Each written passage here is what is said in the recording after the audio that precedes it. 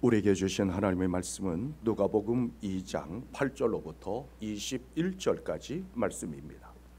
누가복음 2장 8절로부터 21절까지 말씀입니다.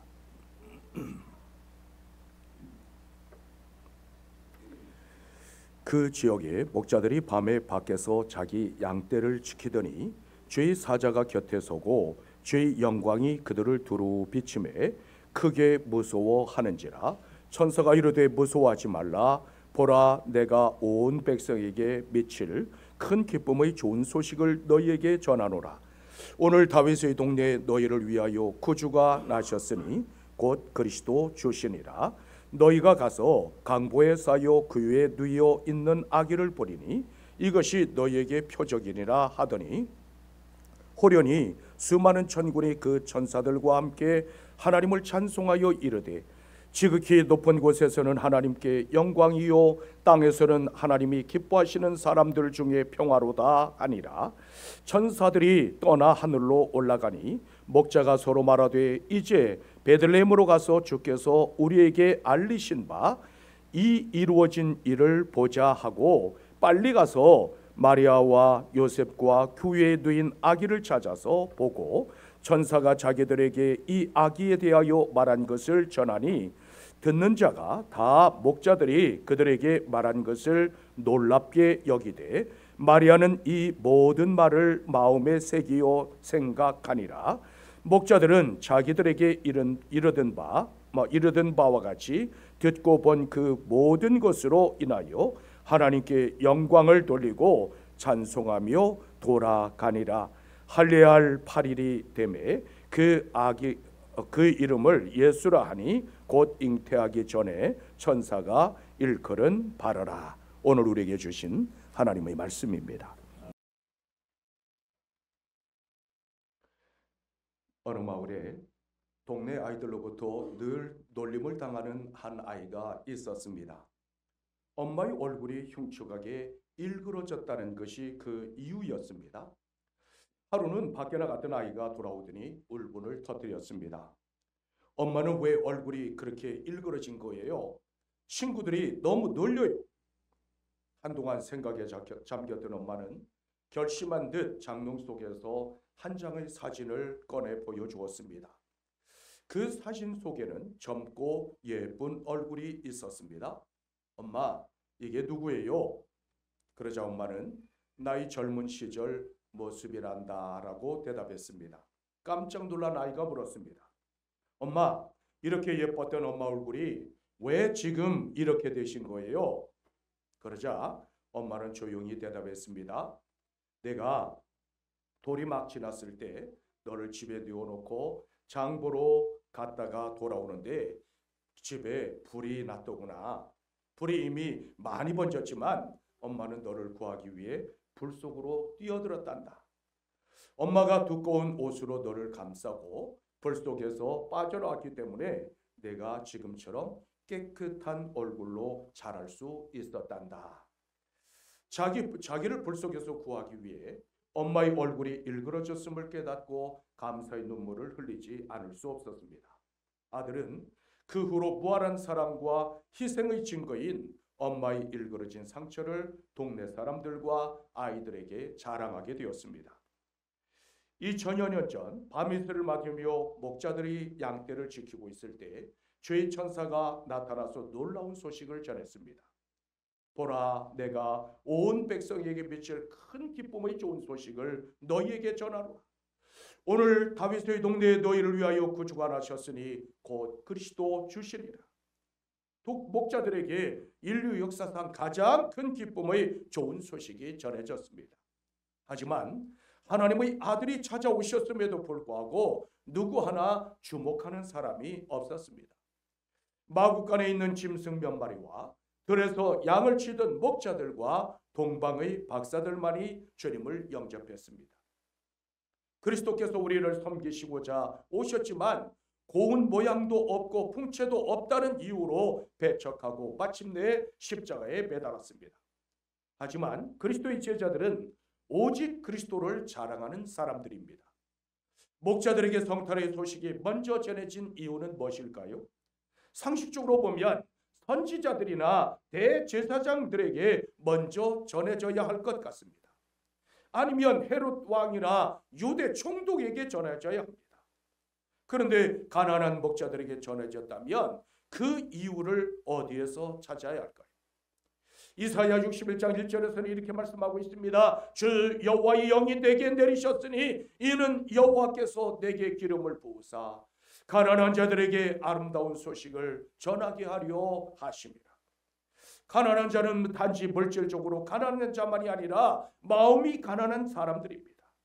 마음이 가난한 자는 자신의 힘으로는 아무것도 할 수 없다는 사실을 인정하는 사람입니다. 선지자의 예언대로 가난한 사람들에게 성탈의 소식이 전해졌습니다.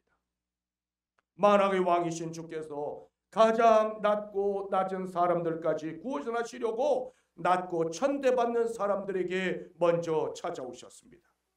그뿐만 아니라 예수 그리스도는 우리의 목자가 되시기 때문입니다. 요한복음 10장 11절에서는 이렇게 말씀하고 있습니다. 나는 선한 목자라 선한 목자는 양들을 위하여 목숨을 버리노라. 주님께서는 양들로 생명을 얻게 하고 더 풍성한 삶을 누리게 하시려고 오셨다고 말씀하고 있습니다. 그 말씀대로 양들의 풍성한 삶을 위하여 친히 자기 목숨까지도 버리셨습니다. 당시 목자들은 유대 사회에서 천대받았을 뿐만 아니라 몹시 가난하고 고달픈 삶을 살아가던 사람들이었습니다. 그들은 사회적인 신분이나 지위도 보잘것없었고 자랑하거나 내세울 것이 없는 사람들이었습니다. 그러나 자기가 맡은 일에 최선을 다하는 사람들이었습니다. 본문 8절에서는 이렇게 말씀합니다. 그 지역의 목자들이 밤에 밖에서 자기 양떼를 지키더라. 남들이 깊은 잠에 빠져있는 그 한밤중에도 사나운 들짐승들로부터 양떼를 지키고 있었다는 말씀입니다. 이처럼 하나님께서는 자기 맡은 일에 성실하고 정직한 사람들을 귀히 쓰시는 분이십니다. 동시에 그들은 하늘의 소망을 두고 주를 바라보는 사람들이었습니다. 인류 역사상 가장 큰 기쁨의 좋은 소식은 밤 하늘의 별을 바라보며 지새우는 목자들에게 임했습니다. 목자는 어떤 일이 있어도 양떼를 떠나지 않습니다. 선한 목자이신 우리 주님께서도 결코 우리를 떠나지 않고 지켜주시는 분이십니다. 아무런 죄도 없고 흠도 없으신 주님께서 우리를 구원하시기 위하여 이 땅에 오사 십자가를 지시기까지 살아가셨습니다. 목자이신 예수님께서는 양떼를 인도하시듯이 우리를 인도하시는 분이십니다. 주님께서는 우리의 이름을 낱낱이 기억하시고 부르시고 그 형편과 처지에 따라서 보호하시고 인도하시는 분이십니다. 10장 23편에서는 이렇게 말씀하고 있습니다. 여호와는 나의 목자시니 내게 부족함이 없으리로다. 그가 나를 푸른 풀밭에 누이시며 쉴 만한 물가로 인도하시는도다. 선한 목자이신 주님께서는 주님을 따르는 자들에게 좋은 것에 부족함이 없습니다. 이것이 큰 기쁨의 좋은 소식이 목자들에게 먼저 전해진 이유였습니다. 왜 그리스도의 오심이 큰 기쁨의 좋은 소식일까요? 세상을 구원하실 구세주가 나셨기에 큰 기쁨의 좋은 소식입니다. 주의 천사가 나타나고 주의 영광이 두루 비추자 목자들은 두려워 떨었습니다. 그런데 그때 놀라운 성탄의 소식이 임했습니다. 본문 11절에서는 이렇게 말씀하고 있습니다. 너희를 위하여 구주가 나셨으니 곧 그리스도 주시니라. 강보에 쌓여 구유에 누인 아기가 곧 구세주라는 말씀입니다. 너희를 위하여 구세주가 나셨느니라. 너희 죄와 사망의 공포와 두려움으로부터 자유를 주시려고 구주가 나셨느니라. 슬픔도 아픔도 괴로움도 눈물도 모두 거두어 가시려고 주께서 나셨느니라. 이 놀라운 구원의 소식을 듣고 어떻게 기뻐하지 않을 수 있겠습니까?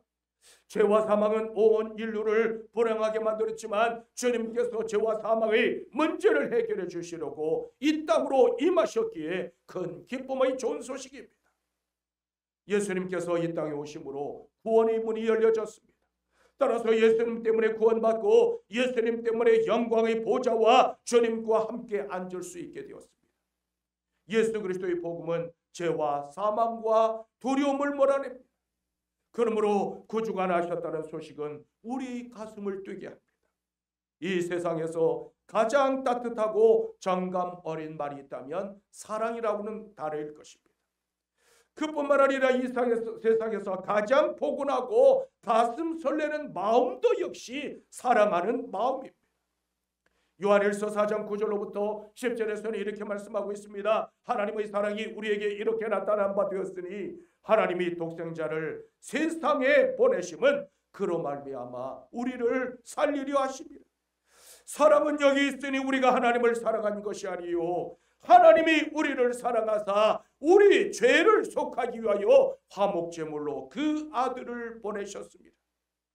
예수님께서 하늘 보좌를 버리시고 이 땅에 오신 이유는 바로 하나님의 사랑 때문이었습니다.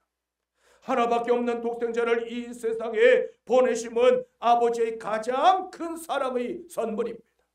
따라서 하나님의 사랑은 그분이 일방적으로 우리에게 먼저 보여주신 은혜요 선물입니다.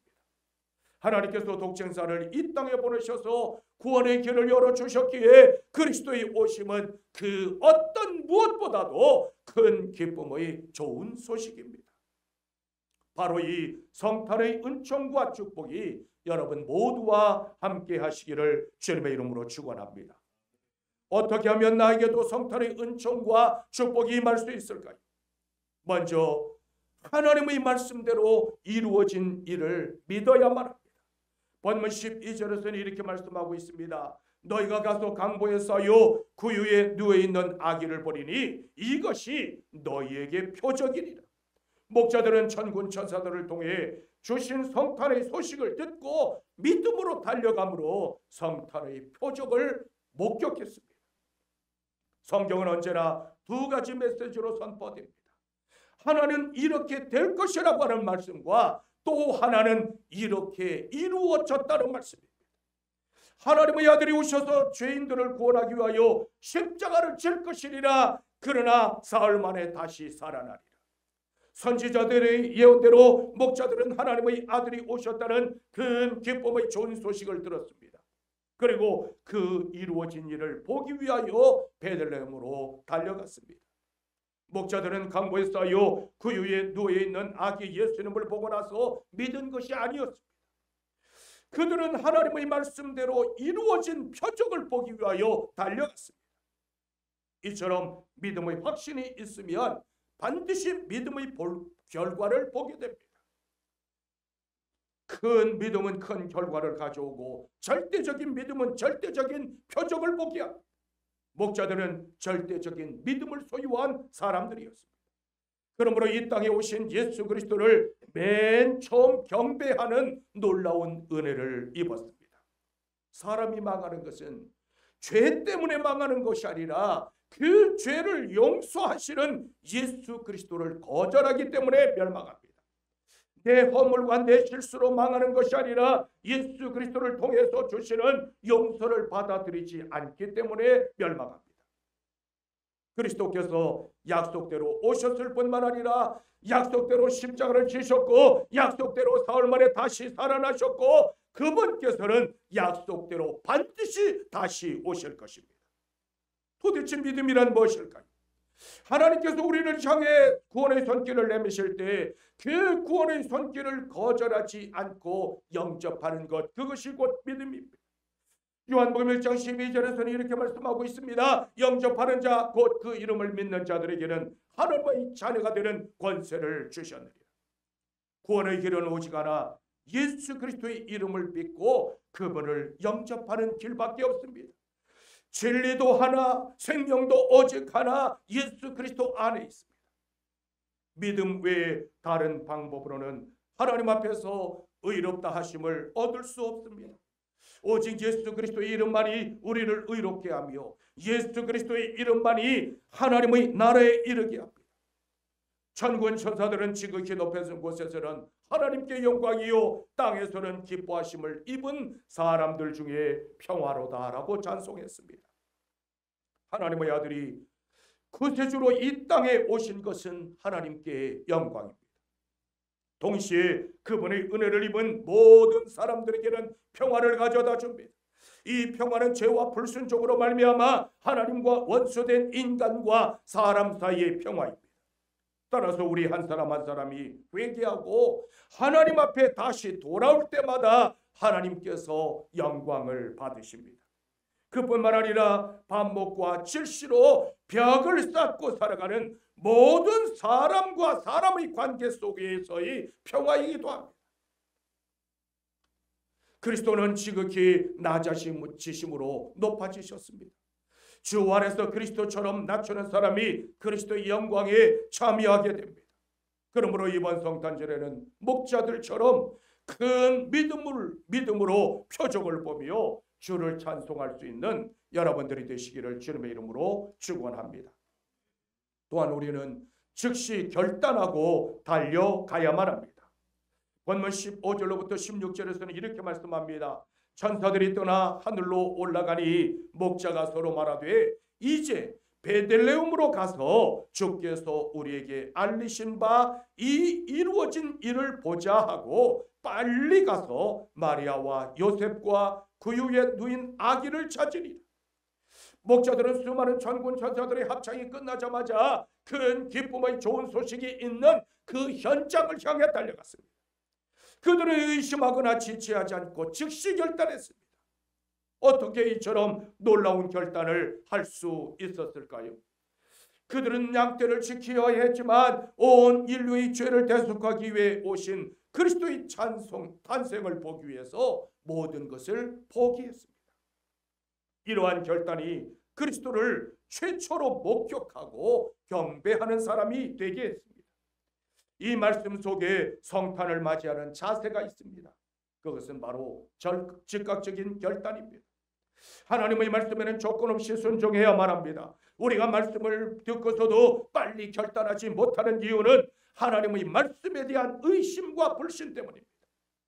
빨리 갔다는 말씀은 즉시 결단하고 행동으로 옮겼다고 하는 의미와 계시에 대한 확실한 믿음을 보여주고 있습니다. 유대인의 왕으로 오신 그분은 과연 어떤 분이실까? 그토록 오랫동안 우리가 기다렸던 그 메시아는 과연 어떤 분이실까? 목자들은 미루지 않고 즉시 결단하고 그분을 향해 달려갔습니다. 기독교 신앙은 언제나 지체 없는 결단을 촉구하고 있습니다. 마태복음 4장 19절로부터 20절에서는 이렇게 말씀하고 있습니다. 말씀하시되 나를 따라오라 내가 너희를 사람을 낚는 어부가 되게 하리라 하시니 그들이 곧 그물을 버려두고 예수를 따르니라. 열심히 그물을 던지고 있던 베드로와 안드레를 향한 주님의 부르심이 임하자 이 베드로와 안드레는 하나님의 말씀에 즉각적으로 순종했습니다. 자기 모든 그물을 버려두고 그리스도를 쫓았다고 성경은 증언하고 있습니다.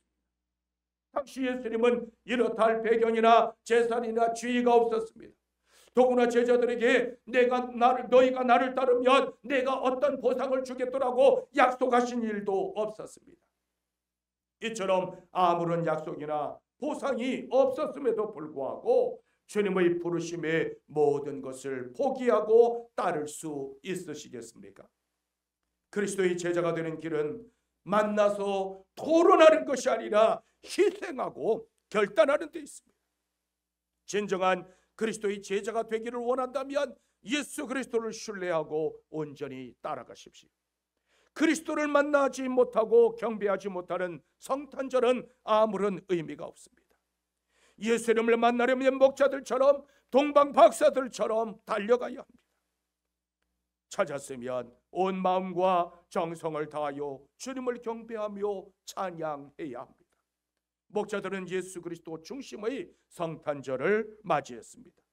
성탄의 주인은 오직 예수 그분이십니다. 따라서 우리가 해야 할 일은 오직 찬양과 경배뿐입니다. 목자들은 주님께 달려가는 일을 미루지 않았습니다. 사단은 우리를 향하여 천천히 해라, 차차해라, 네가 아니어도 다른 사람이 할 사람은 많다고 유혹합니다. 그러나 마귀의 유혹에 속지 마십시오. 주님께서는 신앙의 결단과 포기와 희생을 요구하고 있습니다. 성탄은 주님께서 탄생하신 날이기 때문에 기뻐하며 즐거워하는 것이 마땅합니다. 하지만 자기를 부인하고 포기함으로 믿음을 결단하는 날이라는 사실을 잊지 마십시오. 이것이 큰 기쁨의 좋은 소식을 듣는 우리의 자세입니다. 그러므로 나의 생명이 되시는 구세주를 향한 믿음의 결단이 오늘 이 자리에서 일어나게 되시기를 주님의 이름으로 축원합니다. 또한 우리는 경배자인 동시에 증인이 되어야 합니다. 본문 17절 이하에서는 이렇게 말씀하고 있습니다. 천사가 자기들에게 이 아기에 대하여 말한 것을 전하니 듣는 자가 다 목자들이 그들에게 말한 것을 놀랍게 여기되 마리아는 이 모든 말을 마음에 새기어 생각하니라. 베들레헴으로 달려가서 보니까 천사들이 전해준 대로 이미 이루어져 있었습니다. 목자들은 먼저 아기 예수님께 경배한 후 요셉과 마리아에게 자기들이 여기까지 오게 된 경위를 설명했습니다. 이분은 보통 아기가 아닙니다. 천군 천사가 우리에게 찾아와서 이분에 관한 놀라운 소식을 전해주었습니다. 보라, 내가 온 백성에게 미칠 큰 기쁨의 좋은 소식을 너희에게 전하노라. 오늘 다윗의 동네에 너희를 위하여 거주가 나셨으니 곧 그리스도 주시니라. 이분은 그리스도 주님이십니다. 천사를 통해서 들은 큰 기쁨의 좋은 소식을 그대로 증거했습니다. 목자들은 성탄의 첫 번째 경배자였고 첫 번째 증인이기도 했습니다. 증인은 목격하고 들은 대로 말하는 사람입니다. 사실대로 전하다가 죽는다 할지라도 사실대로 말하는 사람이 증인입니다. 예수님께서는 제자들을 향하여 너희는 이 모든 일의 증인이라고 말씀하셨습니다. 따라서 그리스도인은 예수 그리스도의 십자가와 부활과 다시 오심의 증인입니다. 증인은 본래 법정에 나가서 증언하는 사람을 뜻했지만 훗날에는 순교자라는 의미로도 쓰였습니다. 따라서 증인은 자신의 삶과 생명까지 내어놓고 예수 그리스도를 증언하는 사람입니다. 신학의 선지들은 예수 그리스도의 십자가와 부활과 다시 오심을 증거하다가 불에 타 죽었고 사자밥이 되기도 했습니다. 더러는 목에 잘려 죽었고 어떤 사람은 돌에 맞았고 어떤 사람은 십자가에 달렸고 또 어떤 사람은 온 몸이 불쏘시개가 되기도 했습니다. 이처럼 하나님의 나라는 증인들의 희생을 통해서 확장되었습니다. 복음이 우리에게 전해진 것은 수많은 성도들의 순교적인 희생과 헌신이 있었기 때문입니다. 그렇다면 메시아의 탄생에 관하여 그 당시 대제사장들이나 서기관들은 몰랐을까요? 그들은 분명히 알고 있었지만 베들레헴으로 오신다고 하는 사실까지도 알고 있었지만 헤롯의 눈치를 보느라고 입을 다물어 버렸습니다. 하지만 가난과 멸시와 천대 속에서 살아가던 목자들은 자신이 보고 들은 그대로 증언했습니다. 그들은 오직 주님의 오심을 기뻐하며 하나님께 기쁨과 영광의 찬송을 돌려드렸습니다. 그리스도께서는 가난한 자와 병든 자와 소외된 자들의 친구로 오셨습니다. 따라서 우리가 흠도 없고 점도 없지만 기꺼이 우리까지도 받아주셨습니다. 우리는 흠도 많고 점도 많은 사람들이지만 우리를 받아주셨습니다. 주님 때문에 얼마나 눈물을 흘리고 얼마나 모욕을 당하고 얼마나 능욕을 당하고 고난과 박해를 받으셨습니까? 증인은 주를 위해서 죽을 각오가 되어 있어야만 합니다. 첫 번째 성탄절에는 목자들과 같은 훌륭한 증인들이 있었습니다. 그들은 구세주를 만난 믿음의 사람으로 변화되어 돌아갔습니다. 여러분들은 참된 증인이십니까? 아니면 거짓 증인이십니까? 우리의 손에 수많은 생명들이 달려있다는 사실을 잊지 마십시오. 그런데도 여전히 복음과 무관한 자로 살아갈 수 있겠습니까? 이제는 목자들처럼 예수 그리스도의 신실한 경배자요 증인으로 살아갈 수 있는 여러분들이 되시기를 주님의 이름으로 축원합니다. 하나님의 본체이신 그리스도께서 사람의 몸으로 이 땅에 오신 사건이 바로 성탄입니다. 하나님의 아들이신 그리스도께서 베들레헴 구유로 임하셨습니다. 그분은 낮고 천한 종의 모습으로 오셨습니다. 그러자 당시 유대 왕이나 제사장들이나 서기관들은 그리스도의 오심을 기뻐하지 않았고 영접하지도 않았습니다. 오히려 첫 번째 성탄절에는 들판에서 양떼를 지키던 목자들이 주님의 오심을 기뻐하며 영접했습니다. 주님께서는 마음이 상한 자를 고치며 슬픈 자를 위로하고 포로된 자에게 자유를, 갇힌 자에게 노임을 선포하시려고 오셨습니다. 따라서 천한 자를 높이시고 우는 자를 위로하시며 없는 자를 풍성하게 하시는 분이십니다. 그리스도인이 우리의 이름입니다. 그리스도인은 그리스도를 따르고 그리스도의 성품을 닮아가는 사람들입니다. 따라서 우리 주님처럼 낮은 자, 천한 자, 없는 자, 우는 자, 고달픈 삶을 살아가는 자들을 향해서 나아갈 수 있는 여러분들이 되십시오. 성탄절은 생명의 구주로 오신 예수 그리스도를 영접하는 날입니다. 아울러 만왕의 왕으로 다시 오실 우리 주님께 영광과 찬송을 돌려드리는 날입니다. 목자들은 주님을 만난 후에 하나님께 영광을 돌리며 찬송하며 자기 삶의 자리로 돌아갔습니다. 우리는 이 시간 우리에게 찾아오신 주님 앞에 경배자로 섰습니다. 돌아갈 때는 주님의 마음을 소유한 증인으로 기뻐하며 찬송하며 나아갈 수 있는 여러분들이 되십시오. 하나님의 아들이 사람의 몸을 입으시고 오신 성탄은 이 세상 모든 사건 중에서 가장 큰 사건입니다.